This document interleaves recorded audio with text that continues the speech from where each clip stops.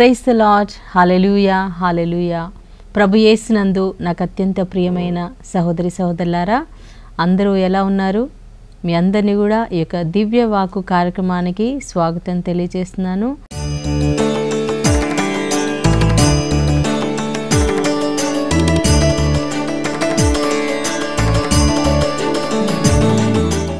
ప్రతిరోజు కూడా మీకోసం ప్రార్థన చేస్తూ ఉన్నాం ప్రియులారా. మరి మీరందరూ కూడా దేవుని కృపలో సంతోషంగా ఉన్నారని, మరి దేవుని యొక్క కాపుదలలో ఉన్నారని నేను బలంగా నమ్ముతూ ఉన్నాను. ఎందుకంటే మన దేవుడు మంచి దేవుడు, మనల్ని కాపాడే దేవుడు. మరి ఈ రోజుల్లో మనం చూసుకున్నట్లయితే ప్రియులారా, ఎన్నో భయంకరమైనటువంటి దినాలలో మనం ఉంటున్నాం. మరి దేవుని యొక్క కార్యాలు ఎంతో అద్భుతంగా కూడా జరుగుతూ ఉన్నాయి. దేవుడు తన యొక్క సువార్తను కూడా ఎంతో మరి విరివిగా ఆయన ప్రచారం చేస్తూ ఉన్నారు. మరి ఈరోజు ప్రియులారా, మనం దేవుని వాక్యాన్ని మనం వినబోతూ ఉన్నాము. మనం సంఖ్యాకాండంలో చూసినట్లయితే మోషే గారు ఇశ్రాయేలు ప్రజలను ఆయన నడిపిస్తూ ఉన్నారు. ఐగుప్తు దేశం నుండి విడిపించారు కదా. ఐగుప్తు దేశంలో నుండి వాళ్ళు మరి ఎన్నో అద్భుతాలు దేవుడు చేసి వాళ్ళని ఎర్ర సముద్రాన్ని చీల్చి, ఎర్ర సముద్రాన్ని దాటించి, మరి ఆ యొక్క ఎడారిలో వాళ్ళకి ఆహారం లేకపోతే ఆకాశం నుండి మన్నాను కూడా దేవుడు కురిపించాడు.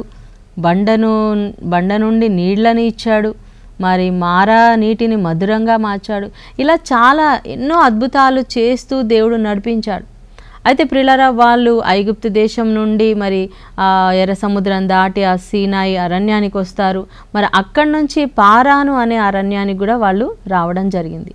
ఎప్పుడైతే వీళ్ళు పారాను అరణ్యానికి వస్తారో ఖచ్చితంగా అప్పటికి 2 సంవత్సరాలు అవుతుంది. అంటే వాళ్ళు ఐగుప్తు దేశం నుండి బయలుదేరి పారాను అరణ్యానికి వచ్చేసరికి 2 years, 2 సంవత్సరాలు. ఈ 2 సంవత్సరాలు ఆ టైంలో దేవుడు చెప్తున్నాడు. అప్పటికే మరి దేవుడు ప్రత్యక్ష గుడారము ఇచ్చేశారు. మరి దేవాలయం అంటే గుడారంలో దేవుని యొక్క సన్నిధి, మందసము, ఇవన్నీ కూడా బలులు ఇవన్నీ ఇవ్వడం స్టార్ట్ అయిపోయినాయి. అయితే అప్పుడు దేవుడు చెప్తున్నాడు అనమాట మోషేని పిలిచి, మోషే మరి ఇప్పుడు 12 గోత్రాలు ఉన్నాయి కదా, ఈ 12 గోత్రాలకి ఒక్కొక్క గోత్రానికి ఒక్కొక్క వ్యక్తిని, అంటే ప్రధానులను, ఆ గోత్రంలో ఉన్నటువంటి ప్రధానులని పిలిపించి వాళ్ళని నీవు ఈ యొక్క కానాను దేశం, ఏ దేశమైతే వాగ్దాన భూమికి వీళ్ళని దేవుడు తీసుకెళ్తానని చెప్పాడో ఆ దేశానికి దేవుడు వెళ్ళమంటున్నాడు. మీరు ఫస్ట్ అక్కడికి పంపించండి, ఈ 12 మందిని పంపించు. వాళ్ళు ఆ దేశాన్ని మరి సంచరిస్తారు. ఆ దేశాన్ని వేగు చూసి మరి అక్కడ నేల ఎలా ఉంది, అక్కడ చెట్లు ఎలా ఉన్నాయి, అక్కడ పండ్లు ఎలా ఉన్నాయి, అక్కడ మరి పంట ఎలా ఉంది, మరి అక్కడ ఉన్నటువంటి ప్రజలు ఎలా ఉన్నారు, మరి అక్కడ ఉన్నటువంటి వాళ్ళు కట్టుకున్న ఇల్లులు ఎలా ఉన్నాయి, వాళ్ళు గుడారాల్లో నివసిస్తున్నారా, ప్రాకారాల్లో నివసిస్తున్నారా, పెద్ద పెద్ద భవనాలలో నివసిస్తున్నారా, ఎలా ఉన్నారు. అంటే ఇప్పుడు ఒక ప్రాంతానికి వాళ్ళు వెళ్ళే ముందు ఆ ప్రాంతాన్ని స్వాధీనం చేసుకోవాలంటే అక్కడ ఉన్న పరిస్థితులు ముందు తెలుసుకోవాలి కదా. సో దేవుడు 40 రోజులు వీళ్ళని పంపించి ఆ యొక్క కానాను దేశాన్ని సంచరించి చూసి రమ్మని చెప్తారు. సో అక్కడి నుంచి పారాను నుంచి మరి మోషే గారు దేవుడు చెప్పినట్లుగా పంపిస్తారు. పంపించినప్పుడు ప్రియులారా, మరి ఈ 12 మందిలో మరి అక్కడ పేర్లు కూడా రాయబడ్డాయి. ఆ పేర్లన్నీ ఇప్పుడు మనం చదవలేము. మన సంఖ్యాకాండం 13వ అధ్యాయంలో మీరు చదువుకోండి ప్రియులారా. వాళ్ళందరి గోత్రకర్తల పేర్లు, ప్రధానుల పేర్లు అక్కడ రాయబడ్డాయి. అందులో ముఖ్యముగా మరి యెహోషువ ఉన్నాడు. 2వ వ్యక్తి కాలేబు, యెఫున్నె కుమారుడైన కాలేబు. సో 2 వ్యక్తులు చాలా ముఖ్యమైన వాళ్ళు. ఎందుకంటే వీళ్ళు చాలా విశ్వాసం కలిగిన వాళ్ళు. ఈరోజు ఏంటంటే ప్రియులారా, దేవుడు మనల్ని ఒక వాగ్దాన భూమికి తీసుకెళ్తున్నారంటే, మన జీవితంలో ఒక వాగ్దానం నెరవేర్చాలంటే మనకు కావాల్సిందేంటి? విశ్వాసం. దేవుడి మీద విశ్వాసం ఉండాలి. విశ్వాసం లేదనుకోండి మన జీవితంలో ఏమీ జరగదు, ఒక్క కార్యం కూడా జరగదు. దేవుడు ఏమీ చేయలేడు. విశ్వాసం లేకపోతే ఆయన ఏ అద్భుతం కూడా చేయలేడు ప్రియులారా. సో ఈరోజు మనం నేర్చుకునేటువంటి అంశం ఏంటంటే, విశ్వాసం లేకపోతే వాగ్దాన భూమిలో అడుగు పెట్టలేము. హల్లెలూయా హల్లెలూయా, ప్రైజ్ ది లార్డ్. సో విశ్వాసం, ఎవరి మీద విశ్వాసం? దేవుడి మీద మనకి విశ్వాసం కావాలి. హల్లెలూయా. ఇది నా దేవుడు మరి ఇప్పటి వరకు నడిపించాడు, ఇక ఐగుప్తులో నుండి బయటికి తీసుకొచ్చాడు, ఎర్ర సముద్రాన్ని దాటించాడు, సీనాయి అరణ్యం నుండి నడిపించాడు. ఇంత చేసిన దేవుడు ఈ కానాను కూడా దేవుడు నన్ను తీసుకెళ్తాడు అనే ఒక నమ్మకం అనేది ఇజ్రాయెల్ ప్రజలకు ఉండాలి. అయితే ఏం జరిగింది? ఈ గోత్రకర్తలందరూ కూడా 12 మంది వెళ్ళారు కదా, అక్కడ అంతా చూస్తారు, మొత్తం సంచరించి చూస్తారు. అక్కడికి వెళ్ళి చూస్తే ప్రియులారా, అక్కడ అనాకీలు ఉన్నారు. అనాకీలు అంటే ఎవరు? మరి వీళ్ళు చాలా ఉన్నత దేహులు, అంటే చాలా హైట్, చాలా ఎత్తైన వాళ్ళు అనమాట. ఈ యొక్క గొల్యాత్ ఉన్నాడు చూడండి, గొల్యాత్ ఎంత ఎత్తుగా ఉన్నాడో అలాంటి జాతి గల వాళ్ళనమాట. వాళ్ళంతా కూడా రాక్షస సంతానము. మరి ఈ అనాకీలు, తర్వాత ఇంకా నెఫిలీలు, ఇలాంటి జాతులు అక్కడ ఉన్నారు కనాను దేశంలో. ఆ ప్లేస్ ఎష్కలోన్ అనే లోయలోకి వాళ్ళు వెళ్తారనమాట. అయితే మరి వాళ్ళందరూ ఇప్పుడు చాలా ఎత్తుగా ఉన్నారంటే వాళ్ళ ఇల్లు కూడా ఎత్తుగా ఉంటాయి కదా, చిన్న చిన్న ఇల్లు అయితే కాదు, చాలా పెద్ద పెద్ద ఇల్లులు. వాళ్ళ ప్రాకారాలు కూడా చాలా పెద్ద పెద్ద ప్రాకారాలు. సో ఇంత పెద్ద గోడలు, అందుకే ఎరికో గోడలు చాలా పెద్దగా ఉండేవి, ఎందుకంటే వాళ్ళందరూ చాలా హైట్లో ఉండేవాళ్ళు అనమాట. సో వాళ్ళని చూసేసరికి వీళ్ళకి చాలా భయం వేసేసింది. అమ్మో, ఇంత పెద్ద ప్రజలు, అంటే చాలా ఎత్తుగా బలంగా ఉన్న వాళ్ళ దగ్గరికి వెళ్ళి మామూలుగా చిన్నగా ఉన్న వాళ్ళు వెళ్ళి ఫైట్ చేయగలరా? అంటే సాధారణంగా ఆలోచిస్తే అది అసాధ్యం, చాలా కష్టం, వాళ్ళని మనం ఓడించలేము. భయం వేసేసింది. మరి అక్కడ భూమి చాలా బాగుంది, సారవంతమైన నేల, అక్కడ పంట చూస్తే కూడా చాలా మంచి పంట. అంటే దేవుడు చెప్పాడు కదా, పాలు తేనెలు ప్రవహించే దేశం. నిజంగా అక్కడ పాలు తేనెలు అంటే అక్కడ అంత సమృద్ధి అన్నమాట. ఒక ద్రాక్ష గెల వాళ్ళు తెంచుకుంటారు. ఆ ద్రాక్ష గెలని మామూలుగా మనం షాపుల్లో కొంటా ఉంటాం కదా, ఒక ద్రాక్ష గెల అంటే ఎంత ఉంటుంది? ఇంత ఉంటుంది, చిన్నగా ఉంటాయి, మనం ఇలా ఒక చేతితోటి లేపొచ్చు. కానీ అక్కడ ద్రాక్ష గెల ఎంత ఉంటుందంటే 2 మనుషులు ఒక కర్రతోటి 2 మనుషులు మోస్తారనమాట. అంటే అంత పెద్ద గెల, అంత పెద్ద ఏమంటారు హైబ్రిడ్ పంట అన్నమాట. సో అలాంటి సమృద్ధి గలటువంటి ఆ పంటను వాళ్ళు చూసి కొన్ని దానిమ్మలు, కొన్ని ద్రాక్షలు, కొన్ని పంటలు తీసుకొస్తారు వాళ్ళు శాంపుల్గా. సో వచ్చిన తర్వాత వాళ్ళు చెప్తున్నారనమాట మోషేకి, మేము ఆ దేశం చూసాము, అది చాలా బాగుంది, అక్కడ చాలా పాలు తేనెలు ప్రవహించే దేశము, చాలా సమృద్ధి ఉంది, ఇదిగోండి మేము తెచ్చిన ద్రాక్ష పళ్ళు, దానిమ్మ పళ్ళు అన్నీ చూపించారు. కానీ మిగిలినటువంటి అంటే యెహోషువ, కాలేబు కాకుండా మిగిలిన 10 మంది ఏం చెప్తారంటే, మనం ఆ దేశానికి మనం వెళ్ళలేము, ఎందుకంటే ఆ దేశంలో ఉన్న ప్రజలు చాలా ఉన్నత దేహులు, వాళ్ళు చాలా ఎత్తుగా ఉన్నారు, చాలా బలంగా ఉన్నారు, మరి వాళ్ళతో మనం ఫైట్ చేయలేము, వాళ్ళని మనం జయించలేము, మనం వాళ్ళ దృష్టిలో మనం మిడతల్లాగా ఉన్నాము, మన దృష్టిలో కూడా మనం మిడతల్లాగానే ఉన్నాము, మనం చాలా చిన్నవాళ్ళం, మన శక్తి సరిపోదు, మనం ఓడిపోతాము ఖచ్చితంగా. అంటే ఒక నెగిటివ్, అంటే ఉన్న విషయమే వాళ్ళు చెప్పారు. కానీ ఇక్కడ బైబిల్లో ఏం రాసిందంటే వాళ్ళు చెడ్డ సమాచారము తీసుకొచ్చారు. ఎందుకు దేవుడు వాళ్ళని చెడ్డ సమాచారం తీసుకొచ్చారని చెప్పాడు? వాళ్ళు చాలా బలంగా ఉంటే ఉండొచ్చు, కానీ వాళ్ళకంటే బలవంతుడు కదా మన దేవుడు, అది మర్చిపోయారు వీళ్ళు. ఎంత బలవంతులైన ఐగుప్తు దేశంలో నుండే, ఫరో రాజు చేతిలో నుండే దేవుడు విడిపించి బయటికి తీసుకొచ్చినప్పుడు ప్రియులారా, ఆఫ్టర్ ఆల్ ఈ ప్రజల నుంచి దేవుడు కాపాడలేడా? వాళ్ళ నుంచి దేవుడు రక్షించలేడా? ఆ భూమి మీకు ఇస్తాను అని చెప్పినప్పుడు దేవుడు వాగ్దానం చేసింది నెరవేర్చకుండా ఉంటాడా? చెప్పండి ప్రియులారా. మరి ఈ ప్రజలు ఎందుకు నమ్మలేకపోయారు? ఈ 10 మంది ఎందుకు నమ్మలేకపోయారంటే వాళ్ళలో అవిశ్వాసము. దేవుడు చేసిన మేళ్ళన్నీ మర్చిపోయారు. దేవుడు ఎన్ని అద్భుతాలు చేశాడు, ఎర్ర సముద్రాన్నే చీల్చాడు. అసలు సముద్రాన్ని చీల్చడం అంటే అది మామూలు విషయమేనా? ఎంత గొప్ప విషయం ప్రియులారా. వాళ్ళకి పగులు మేఘస్తంభంలో, రాత్రి అగ్నిస్తంభంలో దేవుడు వాళ్ళని కాపాడుతూ వచ్చాడే. మరి వాళ్ళకి ఆహారం లేదంటే అన్ని లక్షల మందికి ఆ యొక్క ఆహారం మన్నాని కురిపించాడు.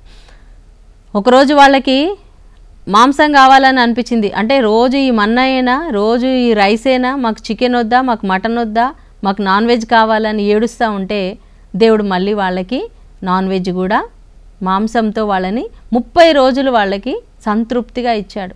ఇవన్నీ చూసిన వాళ్ళు ఈరోజు ఏం మాట్లాడుతున్నారండి? మనం అక్కడికి వెళ్ళలేము, మనం ఓడిపోతాము, మనం చచ్చిపోతాము వాళ్ళ చేతుల్లో అని ఇలాంటి అన్ని అవిశ్వాసపు మాటలు, నెగిటివ్గా మరి వ్యతిరేకముగా దేవుడి మీద నమ్మకం లేనటువంటి ఒక అవిశ్వాసులుగా వాళ్ళు మాట్లాడడం జరిగింది.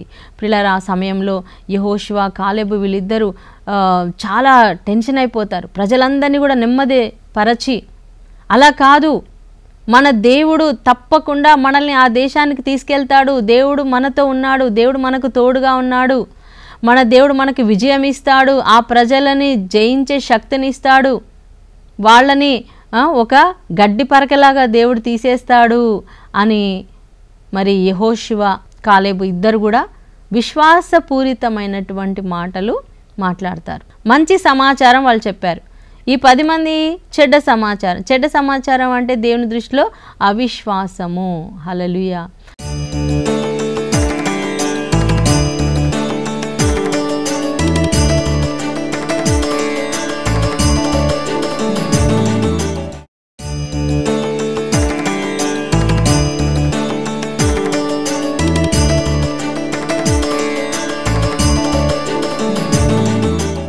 ప్రియులారా, మన జీవితంలో మనం కూడా చాలాసార్లు మన ముందు చాలా పెద్ద సమస్యలే ఉండొచ్చు, చాలా పెద్ద రోగాలే ఉండొచ్చు, పెద్ద ఆర్థిక సమస్యలే ఉండొచ్చు. కానీ నీ దేవుడు ఎవరు? Who is your God? నీ దేవుడు ఆ సమస్య కంటే కూడా పెద్దవాడు, గొప్పవాడు. ఆ సమస్యలో నుండి నిన్ను ఆయన విడుదల చేస్తాడు, నీకు రక్షణనిస్తాడు, నిన్ను స్వస్థపరుస్తాడు, నీ అప్పులు తీరుస్తాడు, నీ యొక్క మరి జాబ్ విషయంలో సహాయం చేస్తాడు, నీకు సంతాన విషయంలో, మ్యారేజ్ విషయంలో, నీ కుటుంబ విషయంలో, మీ దాంపత్య విషయంలో నీకు నమ్మకం లేదా? ఇంతవరకు దేవుడు నీ జీవితంలో ఏ మేలు చేయలేదా? ఇంతవరకు దేవుడు నీ జీవితంలో నిన్ను ఆదుకోలేదా? ఆదుకున్న దేవుణ్ణి, గొప్ప కార్యాలు చేసిన దేవుణ్ణి ఎలా నువ్వు మర్చిపోయావు? నా ప్రియమైన సోదరి సోదరుడా, ఇజ్రాయేలు ప్రజలు మర్చిపోయారు. హల్లెలూయా. దేవుడు చేసిన మేళ్ళన్నీ మర్చిపోయారు. ఒక్కసారి ఇంకా వాళ్ళ విశ్వాసం కుప్పకూలిపోయింది. ఇంకా సమాజం అంతా ఏడుస్తూ ఉన్నారు, అయ్యో దేవా, నువ్వు అసలు మమ్మల్ని ఇక్కడికి ఎందుకు తీసుకొచ్చావు? మమ్మల్ని ఇక్కడ చంపడానికి తీసుకొచ్చేసావా? మేము ఇక్కడ మా పిల్లలు మేము చచ్చిపోతాము, శత్రువుల చేతిలో మేము దోపుడు సొమ్ముగా అయిపోతాము, వాళ్ళందరూ మమ్మల్ని చంపేస్తారు, వాళ్ళు మమ్మల్ని దోచుకుంటారు, మమ్మల్ని ఎందుకు ఆ ఐగుప్తు దేశంలోనే చంపలేదు, ఇక్కడికి ఈ అరణ్యంలోకి వచ్చి మేము ఇక్కడ చనిపోవడానికి మమ్మల్ని తీసుకొచ్చావా అని వాళ్ళు ఒకటే ఇంకా అన్ని లక్షల మంది ఏడుస్తూ ఉన్నారు, తిరుగుబాటు చేస్తూ ఉన్నారు. ఒక మోషే, అహరోను, మిరియాము, మరి యెఫున్నె కుమారుడైనటువంటి ఈ యొక్క యెహోషువ, కాలేబు వీళ్ళు ఏం చేస్తారు? వీళ్ళు ఉన్నదే 5 మంది. అంటే పాజిటివ్గా ఉన్నవాళ్ళు తక్కువ ఉన్నారు, నెగిటివ్గా ఉన్నవాళ్ళు ఎక్కువ ఉన్నారు. ఎవరు గెలుస్తారండి?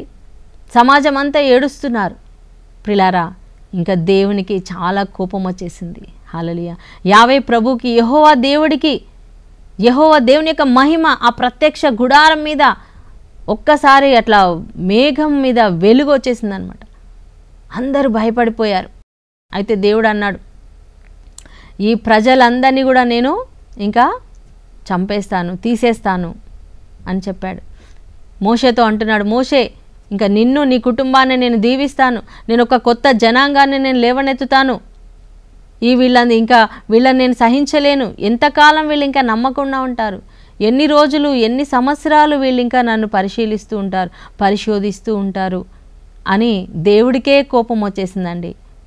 వాళ్ళని చంపేస్తానని దేవుడు చెప్పినప్పుడు మోషే దేవుని సన్నిధిలో ప్రార్థన చేశాడు. Hallelujah. Praise the Lord, praise the Lord. ప్రియులారా, మరి మోషేకి నమ్మకం కలగాలి కదా. ఎందుకంటే ఇంతమంది ప్రజల్ని తీసుకెళ్తున్నప్పుడు మోషేకి ఎంత భయం వేయాలి. కానీ మోషేకి అసలు భయం లేదు. ఎందుకంటే ఆయన చూశాడు, దేవుని మహిమను చూశాడు. అడుగడుగునా ప్రార్థన చేస్తూ ఉంటే దేవుడు ఇలా కార్యాలు చేస్తూ ఉన్నాడు. సో దేవుడు కార్యం చేస్తాడు. ఈ కానాను దేశానికి, వాగ్దాన భూమికి దేవుడు నడిపిస్తాడని మోషే గారు నమ్మారు, అహరోను నమ్మాడు, యెహోషువ, మరి కాలేబు వీళ్ళందరూ నమ్ముతున్నారు. కానీ ఈ ప్రజలు నమ్మలేకపోయారు. ఈ 10 మంది గోత్రకర్తలు, ప్రధానులు వాళ్ళు చెప్పినటువంటి ఆ యొక్క అవిశ్వాస మాటలను బట్టి వాళ్ళందరూ కూడా వాళ్ళ గుండె చెదిరిపోయింది, వాళ్ళ విశ్వాసం చెదిరిపోయింది. ప్రిలారా, దేవుడు చెప్పాడు వీళ్ళందరినీ చంపేస్తాను. కానీ మోషే ప్రార్థన చేశాడు, దేవా ఒకవేళ నువ్వు వీళ్ళని చంపేస్తే ఐగుప్తు దేశంలో ఉన్నటువంటి ప్రజలు ఏమనుకుంటారు? వీళ్ళ దేవుడు వీళ్ళని రక్షిస్తానని, కాపాడుతానని, పాలు తేనెలు ప్రవహించే దేశానికి తీసుకెళ్తానని చెప్పాడు. కానీ వాళ్ళ దేవుడు తీసుకెళ్ళలేక మధ్యలోనే చంపేశాడని నీ గురించి మరి తప్పుగా మాట్లాడతారు కదా ప్రభువా, మరి నీ యొక్క ఘనత తగ్గిపోతుంది కదా అని దేవుని సన్నిధిలో మోషే ప్రార్థన చేస్తున్నాడు. దేవా వీళ్ళని క్షమించండి, దయచేసి వీళ్ళని క్షమించండి, నువ్వు కరుణించే దేవుడవు కదా, నువ్వు కాపాడే దేవుడవు కదా, నేను నమ్ముతున్నాను ప్రభా, దయచేసి వీళ్ళని క్షమించండి అని మోషే ఆ ప్రజల తరపున ప్రార్థన చేశాడు. ప్రియులారా, దేవుడు అన్నాడు, ఓకే నేను క్షమిస్తున్నాను. హల్లెలూయా, హల్లెలూయా, క్షమిస్తున్నాను అన్నాడు. కానీ ఆయన ఏం చెప్పాడంటే, వీళ్ళని నేను క్షమిస్తున్నాను, ఓకే వీళ్ళని నేను తీసుకెళ్తాను, కానీ వీళ్ళని తీసుకెళ్ళను, వీళ్ళ సంతానాన్ని, వీళ్ళ పిల్లల్ని మాత్రమే ఆ వాగ్దాన భూమిలో తీసుకెళ్తాను. వీళ్ళు చెప్పారు కదా, నోటితో పలికారు కదా మేము చచ్చిపోవాల్సింది. వాళ్ళు ఇంకా ఏం డిసైడ్ అయ్యారంటే, మనందరం కలిసి ఇంకొక నాయకుని ఎన్నుకొని మళ్ళీ వెళ్ళిపోదాం, ఐగుప్తు దేశానికి వెళ్ళిపోదామని నిర్ణయం తీసుకున్నారు. ఎంత భయంకరమైనటువంటి పరిస్థితి, ఎంత దూరం వచ్చారు వాళ్ళు, ఇంకా కొంచెంలో వాగ్దాన భూములు అడుగు పెడతారు. అలాంటిది మనం తిరిగి వెళ్ళిపోదాము అంటే, చాలామంది కూడా ప్రియులారా యేసుప్రభు దగ్గరకు వచ్చాము, ప్రార్థన చేశాము, చర్చికి వెళ్ళాము, గుడికి వెళ్ళాము, ప్రార్థన చేశాము, ఏమీ జరగలేదు, మాకు జాబ్ రాలేదు, మాకు సంతానం కలగలేదు, కాబట్టి మాకు ఈ దేవుడు వద్దు, మేము మళ్ళీ మా పాత జీవితానికి వెళ్ళిపోతాం, పాప జీవితానికి వెళ్ళిపోతామని ఎంతమంది యేసుప్రభుని విడిచిపెట్టట్లేదు? నాకు తెలిసిన వాళ్ళు చాలామంది. ప్రియులారా, మనం ఈ రోజుల్లో చూస్తున్నాం ఎక్స్ క్రిస్టియన్స్ అంటే ఒకప్పుడు క్రైస్తవులుగా ఉండి ఇప్పుడు యేసుప్రభుని వదిలిపెట్టేసి మళ్ళీ పాత జీవితంలోకి వెళ్ళిపోయారు. వాళ్ళు ఎందుకు వెళ్ళిపోయారు? వాళ్ళు ఏదో అనుకొని వచ్చారు, జరగలేదు, కాబట్టి మాకు ఈ దేవుడు వద్దు, ఈ దేవుడు మాకేమి చేయట్లేదని నిజమైన దేవుణ్ణి విడిచిపెట్టి వెనక్కి వెళ్ళిపోయే వాళ్ళు, అలాంటి వాళ్ళది నిజమైన విశ్వాసమా? ఈ ఇశ్రాయేల్ ప్రజలు కూడా తిరిగి వెనక్కి వెళ్ళిపోదాం అనుకున్నారు, తిరిగి పాప జీవితానికి, తిరిగి మళ్ళీ ఆ బానిసత్వంలోకి, ఆ ఐగుప్తు రాజు చేతి కింద అణిగిమణిగి దాసుల్లాగా పడి ఉండడానికి వెళ్ళిపోదాం అనుకుంటున్నారు. కానీ మోషే దేవుని ప్రార్థన చేసినప్పుడు దేవుడు చెప్పాడు, ఈ ప్రజలు ఏదైతే పలికారో మేము ఈ అరణ్యంలో చనిపోవడానికే దేవుడు తీసుకొచ్చాడన్నారు కదా, అలాగే మీరు అరణ్యంలో చనిపోతారు, మీరు చనిపోతారు, ఈ అరణ్యంలో చనిపోతారు. ఎందుకంటే ఇది దేవుడు చెప్పిన మాట కాదు, వాళ్ళ నోటితో పలికిన మాట. అందుకే ప్రియులారా, మనం మాట్లాడే మాటలు చాలా జాగ్రత్తగా ఉండాలి, విశ్వాసపూరితమైన మాటలు మాట్లాడాలి. నాకు తప్పకుండా స్వస్థత అవుతుంది, విశ్వాసం, నాకు తప్పకుండా మరి జాబ్ వస్తుంది, నా కుటుంబం తప్పకుండా దీవించబడుతుంది, నా బిడ్డలు తప్పకుండా మారుతారు, నా భర్త మారుతాడు, నా భార్య మారుతుంది, నా కుటుంబం తప్పకుండా రక్షించబడుతుంది, మేము దేవునిలో ఎదుగుతాము, మాకు అంతా మంచి జరుగుతుంది, దేవుని ఆశీర్వాదాలు మా ఇంటి మీదకి వస్తాయి, మాకు అంతా మంచి జరుగుతుంది అని మనం పాజిటివ్గా విశ్వాసపూరితమైన మాటలు మాట్లాడాలి.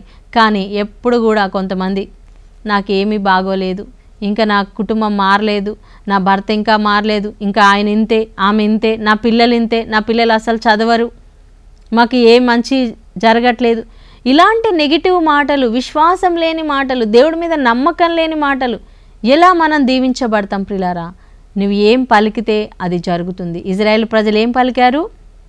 మేము ఇక్కడ చచ్చిపోతామన్నారు. సో దేవుడు అన్నాడు, ఓకే ఆమెన్, మీరు ఇక్కడే చచ్చిపోతారు, మీరు ఇప్పుడు ఈ 40 రోజులు ఈ యొక్క ప్రధానులు ఎవరైతే వెళ్ళి ఆ 40 రోజులు అది వేగు చూశారు కదా ఆ యొక్క కనాను దేశాన్ని.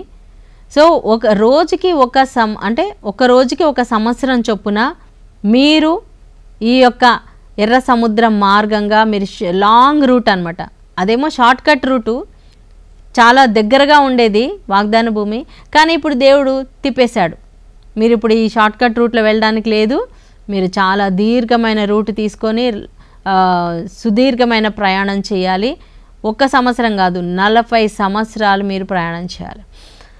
హల్లెలూయా. 40 రోజులను బట్టి దేవుడు 40 సంవత్సరాలు వాళ్ళకి పనిష్మెంట్గా అన్నమాట. అంటే నమ్మితే వాళ్ళు వెళ్ళిపోయే వాళ్ళే, నమ్మలేదు కదా. ఇక్కడ నమ్మకపోవడాన్ని బట్టి ఏమైంది, వాగ్దాన భూమికి వెళ్ళడానికి వాళ్ళకి చాలా ఆలస్యమైంది. అది కూడా వాళ్ళు వెళ్ళలేకపోయారు. ఈ 40 సంవత్సరాల్లో మీరు ఈ అరణ్యంలోనే చచ్చిపోతారు, ఈ అరణ్యంలోనే పాతి పెట్టబడతారు. కానీ మీరు అన్నారు కదా, మా పిల్లలు చెరలోకి వెళ్తారు, మా పిల్లలు శత్రువుల చేతిలోకి వెళ్ళిపోతారు, మా పిల్లలు చచ్చిపోతారు అనుకున్నారే, మీరు వెళ్ళరు. కానీ మీ పిల్లలు వాగ్దాన భూమిలో ప్రవేశిస్తారు. Hallelujah, praise the Lord, praise the Lord. మీ పిల్లలు అక్కడ ప్రవేశిస్తారు అని దేవుడు, అది కూడా దేవుని యొక్క కృప అండి. ఎందుకంటే మీరు కూడా వెళ్ళరు, మీ పిల్లలు కూడా వెళ్ళరు అంటే ఎంత కష్టం అండి. కానీ దేవుడు వాళ్ళ పిల్లల్ని మాత్రం చేరుస్తానని చెప్పాడు. అందుకే ప్రియులారా ఒక చక్కటి పాట ఉంది. నమ్మవే మనసా ప్రభుని, నమ్మవే మనసా, నమ్మవే మనసా ప్రభుని, నమ్మవే మనసా.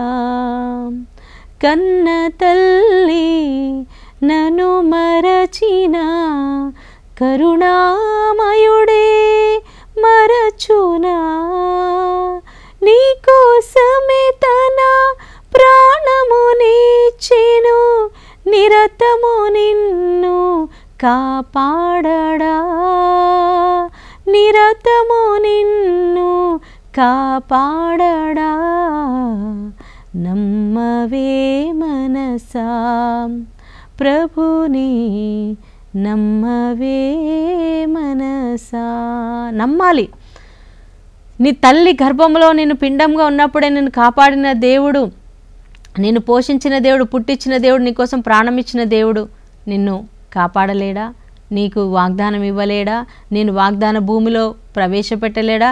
దేవుడు నీకు ఇచ్చినటువంటి వాగ్దానాలు నెరవేర్చలేడా? నెరవేర్చగలడు. ప్రియులారా, మరి ఇశ్రాయేలు ప్రజలు ఎవరైతే నమ్మలేదో వాళ్ళందరూ కూడా ఆ 40 సంవత్సరాల్లో ఎడారిలో చనిపోయారు. కానీ వారి సంతానం మాత్రం వాగ్దాన భూమిలో ప్రవేశించారు. అలాగే ఎవరైతే నమ్మారో, ఎవరు నమ్మారు? యెహోషువ అండ్ కాలేబు ఇద్దరు నమ్మారు. కాబట్టి దేవుడు వాళ్ళిద్దరిని, నమ్మిన వాళ్ళని వాగ్దాన భూమిలో చేర్చారు. కాబట్టి ఈరోజు దేవుడు మనతో మాట్లాడుతున్నాడు. మనం కూడా నమ్మాలి, విశ్వసించాలి. దేవుడు మన జీవితంలో గొప్ప కార్యాలు చేస్తాడని, మనల్ని చివరి దాకా నడిపిస్తాడని, మనల్ని పరలోక రాజ్యం చేరుస్తాడని, మన జీవితంలో ఆయన చేసిన వాగ్దానాలు అన్నీ నెరవేరుస్తాడని మనం నమ్మాలి. యెహోషువ కాలేబులాగా మనం విశ్వసిద్దాం, పాజిటివ్గా మాట్లాడదాం, విశ్వాసపూరితమైన మాటలు మనం మాట్లాడదాము. నెగిటివ్ మాటలు అసలు మన నోట్లో రానివ్వకుండా చూసుకుందాం. ప్రియులారా, మోషేలాగా మనం కూడా ప్రార్థన చేద్దాం, ఆ దేవుడి మీద ఆధారపడదాం. దేవుడి వాక్యం దీవించునుగాక. ప్రార్థన చేసుకుందాం. హల్లెలూయా, హల్లెలూయా, హల్లెలూయా. స్తోత్రం, స్తోత్రం, స్తోత్రం. మహాగణుడా, పరిశుద్ధుడా, మా ప్రియ పరలోక తండ్రి, నీ పరిశుద్ధ నామమునకు మహిమ కలుగునుగాక. ప్రభా, మరి ఈరోజు మేము విన్నటువంటి వాక్యము ద్వారా అవును తండ్రి, నమ్మిన వాళ్ళు మాత్రమే వాగ్దాన భూమిలో చేరుకున్నారు నాయన. ఇజ్రాయేల్ ప్రజలు నమ్మకపోవడం వలన, అయా ఇది ఆ ప్రధానులు అవిశ్వాస మాటలు మాట్లాడినందువలన వాళ్ళు వాగ్దాన భూమిలో చేరలేకపోయారు. అలాగే వాళ్ళ పిల్లలు కూడా వాగ్దాన భూమి చేరడానికి ఎంతో ఆలస్యమైంది, ఎంతో సుదీర్ఘ ప్రయాణం వాళ్ళు చేయాల్సి వచ్చింది. అవును ప్రభా, మా జీవితంలో ఆశీర్వాదం ఆలస్యం అవుతుందంటే మేము నమ్మలేకపోతున్నాం, అవిశ్వాసంతో మాట్లాడుతున్నాం. ప్రభా, మాలో నుంచి అలాంటి అవిశ్వాసాన్ని ఈరోజు యేసు నామములో తొలగించండి నాయన. మాలో విశ్వాసం దయచేయండి, నమ్మకం దయచేయండి ప్రభా. అయా మాలోనైనా నీ కృపను దయచేయండి నాయన. యేసయ్య, మాలో ఉన్నటువంటి అవిశ్వాసాన్ని తీసివేయండి నాయన. స్తోత్రం. యేసు నామములో ఈ బిడ్డల జీవితంలో ఏ కార్యాలు అయితే జరగాలని ఆశిస్తున్నారో ఆ కార్యాలు జరుగునుగాక. అనారోగ్యంతో బాధపడే ప్రతి బిడ్డను ముట్టండి నాయన. ఇప్పుడే యేసు నామములో వారికి స్వస్థత కలుగునుగాక, విడుదల కలుగునుగాక. వారి శరీరాలలో ఉన్న ప్రతి ఒక్క వ్యాధి యేసు నామములో గద్దిస్తున్నాను. ఆర్థిక సమస్యలు యేసు నామములో తొలగిపోనుగాక, అప్పులు తొలగిపోనుగాక. అయా జాబ్ లేని బిడ్డలకి జాబ్ వచ్చునుగాక తండ్రి. అయా సంతానం లేని బిడ్డలకి జ్ఞాపకం చేసుకోండి. యేసు నామములో నామములో సంతానము కలుగును గాక, వారి గర్భఫలము తెరవబడను గాక తండ్రి. వివాహం కానటువంటి బిడ్డలు నేను వివాహం కోసం చూస్తున్న బిడ్డలకి ప్రభా యేసు నామములో వివాహాలు మంచి సంబంధాలు నాయన నీ చిత్తములో ఉన్న బిడ్డలతో వివాహాలు జరిగించమని ప్రార్థిస్తున్నాను. కుటుంబాల్లో శాంతి, సమాధానం, ఐక్యత దయచేయమని నీకే మహిమ, ఘనత, ఆరాధన చెల్లిస్తూ మా అందరికీ విశ్వాసాన్ని, నమ్మకాన్ని దయచేయమని నజరేయుడైన యేసు నామములో ప్రార్థించి వేడుకుంటున్నాము తండ్రి. Amen, amen, amen. Praise the Lord. దేవుడు మీ అందరిని దీవించును గాక. God bless you.